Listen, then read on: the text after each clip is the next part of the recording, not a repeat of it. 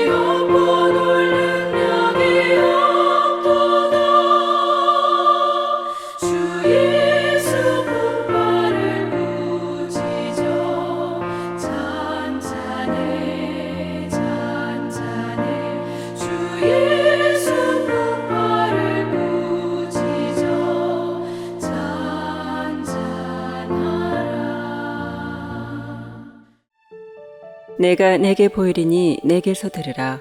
내가 본 것을 설명하리라. 이는 곧 지혜로운 자들이 전하여 준 것이니 그들의 조상에게서 숨기지 아니하였느니라. 이 땅은 그들에게만 주셨으므로 외인은 그들 중에 왕래하지 못하였느니라.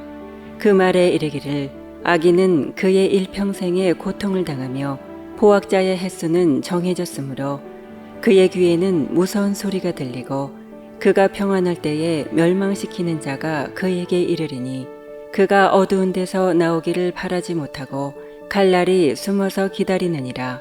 그는 헤매며 음식을 구하여 이르기를 어디 있느냐 하며 흑암의 날이 가까운 줄을 스스로 아느니라. 환난과 역경이 그를 두렵게 하며 싸움을 준비한 왕처럼 그를 쳐서 이기리라. 이는 그의 손을 들어 하나님을 대적하며 교만하여 전능자에게 힘을 과시하였음이니라. 그는 목을 세우고 방패를 들고 하나님께 달려드니 그의 얼굴에는 살이 찌고 허리에는 기름이 엉기었고 그는 황폐한 성읍 사람이 살지 아니하는 집 돌무더기가 될 곳에 거주하였음이니라. 그는 부요하지 못하고 재산이 보존되지 못하고 그의 소유가 땅에서 증식되지 못할 것이라. 어두운 곳을 떠나지 못하리니 불꽃이 그의 가지를 말릴 것이라. 하나님의 입김으로 그가 불려가리라. 그가 스스로 속아 허무한 것을 믿지 아니할 것은 허무한 것이 그의 보응이 될 것임이라. 그의 날이 이르기 전에 그 일이 이루어질 것인즉 그의 가지가 푸르지 못하리니 포도 열매가 익기 전에 떨어짐 같고 감람꽃이 곧 떨어짐 같으리라. 경건하지 못한 무리는 자식을 낳지 못할 것이며 뇌물을 받는 자의 장막은 불탈 것이라. 그들은 재난을 잉태하고 죄악을 낳으며 그들의 뱃속에 속임을 준비하느니라. 욥의 친구들이 계속해서 욥을 충고하죠. 그래서 자기네들의 생각과 동의하면 회개하고 돌아올 것을 계속 촉구를 합니다. 이제는 대만 사람 엘리바스가 그 바톤을 받아서 계속해서 욥을 설득하고 욥을 다시 돌아오게끔 하려고 애를 쓰는 모습이 보입니다. 근데 저는 오늘 말씀을 묵상하면서 엘리바스가 뭘 설득하려고 한 것인지 잘 마음에 와 닿지를 않습니다. 한 사람을 이렇게 설득하려고 하면 그 말에 따뜻함이 있어야 되고 위로가 있어야 되는데 제 생각에는 설득하고 위로를 하려고 하는 것은 아니라 자기가 옳다는 것을 증명하려고 애를 쓰는 것 같아요. 말을 듣지 않는 욥을 괘씸하게 생각해 가지고 오히려 더 이 말에 무기를 장착해 가지고 욥을 억누르려고 하는 것 같은 느낌을 갖게 됩니다. 우리도 말을 할 때 참 조심해야 될 일이 있죠.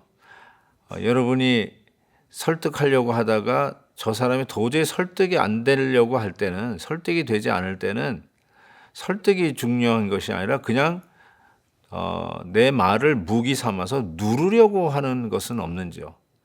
그래서 저는 엘리바스는 보면은 마치 이 저주하는 무서운 하나님을 보여주는 것 같아요. 이런 무서운 하나님을 보여주면서 어떻게 사람의 마음을 돌이킬 수 있다는 말인지 한번 우리가 곰곰이 생각해 볼 필요가 있습니다. 하나님을 어떻게 무섭게 표현하는가? 21절을 보세요. 그의 귀에는 무서운 소리가 들리고 그가 평안할 때에 멸망시키는 자가 그에게 이르리라. 아니 지금 이게 무슨 말입니까? 하나님께서 어떻게 하든지 간에 너를 멸망시키기 위해서 벼르고 있는 자로 지금 표현하고 있지 않습니까? 22절에도 그가 어두운 데서 나오기를 바라지 못하고 칼날이 숨어서 기다리느니라. 칼을 품고 기다린다는 거예요. 우리 식으로 가면 야구방망이를 어깨에 메고 기회만 있으면 후려치기 위해서 그렇게 기다리고 있는 것이 하나님이다 라고 이야기하는 것이죠. 29절을 보시면 하나님은 부요하지 못하고 재산이 보존되지 못하고 그의 소유가 땅에서 증식되지 못할 것이라. 그렇게 하도록 하나님께서 지금 막아서고 있다는 뜻 아니겠어요? 32절에는 그의 날이 이르기 전에 그 일이 이루어질 것인즉 그의 가치가 푸르지 못하리라. 꽃도 피워보지 못하고 죽는다. 33절 포도 열매가 익기 전에 떨어진 같고 감람꽃이 곧 떨어진 같으리라. 열매도 익기 전에 떨어진 그런 과일 열매들 보셨습니까? 얼마나 비참합니까? 풍랑이 지나가가지고 폭풍이 지나가서 연글기 전에도 그냥 바닥으로 떨어져 썩어버리는 그 덜 익은 열매들을 보면 얼마나 속상합니까?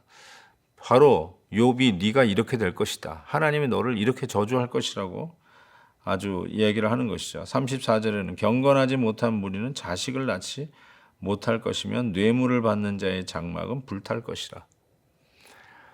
야, 정말 어떻게 이렇게 이야기를 할까요? 정말 우리가 하나님 앞에서 받을 것이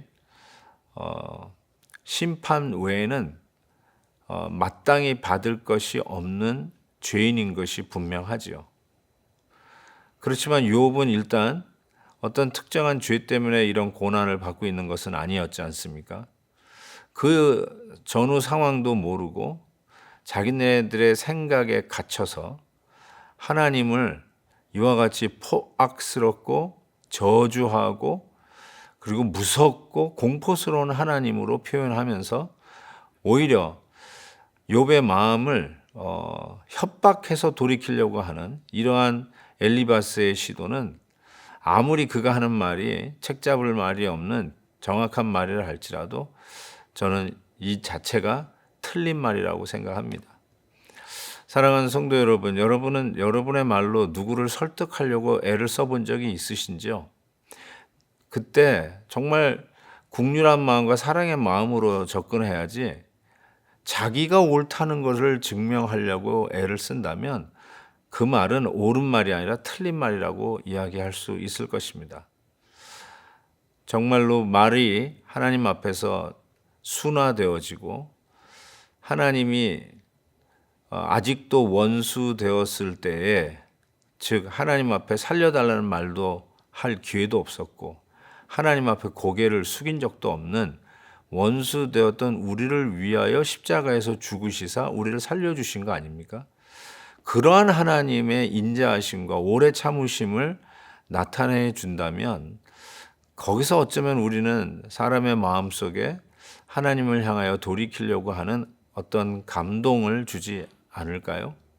다시 한번 우리들의 프레젠테이션이나 우리들이 옳다고 생각하는 이야기를 전달하려고 하는 우리의 태도를 다시 한번 겸손하게 뒤돌아봐야 할 필요가 있다고 생각합니다.